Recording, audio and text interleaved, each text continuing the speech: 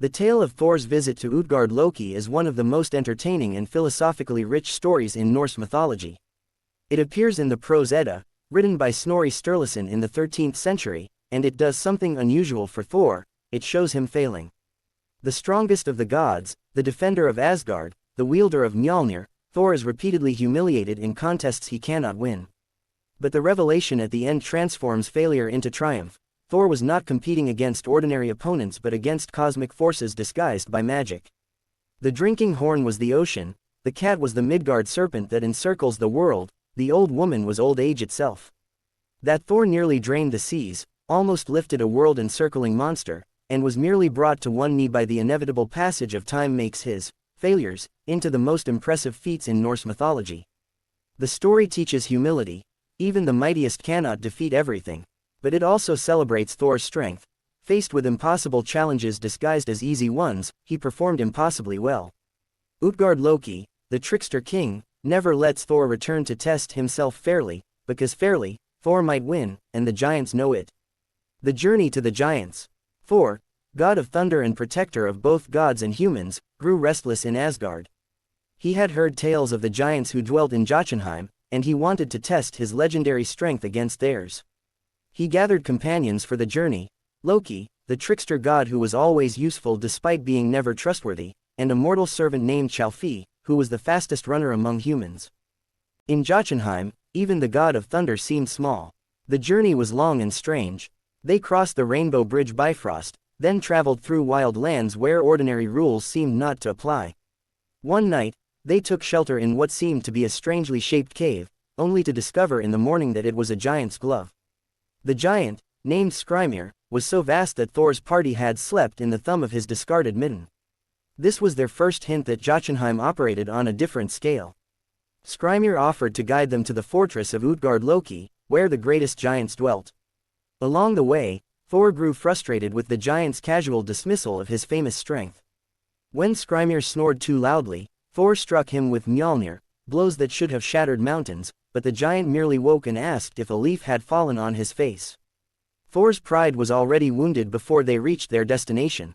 At last, they arrived at Utgard, a fortress so vast that they had to squeeze between the bars of the gate because they were too small to open it. Inside, giants lounged at tables, drinking and laughing. The hall of Utgard-Loki stretched into the distance, and the king himself sat at the far end, enormous even by giant standards. When he learned that Thor had come to prove his strength, he smiled with amusement. "Very well," he said. "Let us see what the famous Thor can do." The three contests. Utgard-Loki set 3 challenges for Thor, each seemingly simple. First, a drinking contest. Thor was given a horn and told to drain it in 1 draft, or 2 or 3 at most. Thor drank mightily, his throat working to swallow what seemed an endless supply of liquid. When he stopped, gasping for breath, the level had barely dropped. He tried again and again, but even the god of thunder could not empty the horn. He could not drain the horn, lift the cat, or defeat the old woman, or so it seemed. Second, Utgard-Loki pointed to a large gray cat sleeping by the fire. "Lift that cat," he said. "The young giants here do it for sport." Thor strode over, confident that lifting a cat would be trivial even for a human, let alone a god. He grasped the cat's middle and heaved upward with all his strength. The cat arched its back, and despite Thor's most tremendous effort, only 1 paw left the ground. He could not lift the cat. Third, Utgard-Loki offered a wrestling match. "But I see you are tired," he said, "so I will not ask you to wrestle one of our warriors. I will merely call my old nurse, Ellie, to test you." An ancient, feeble-looking woman shuffled into the hall. Thor, humiliated, prepared to gently restrain her, but the old woman's grip was like iron.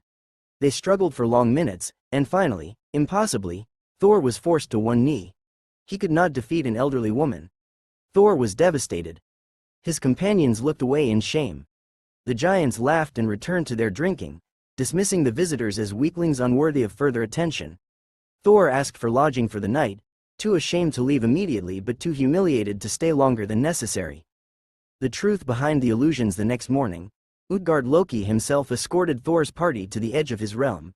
As they prepared to leave in shame, the giant king stopped them.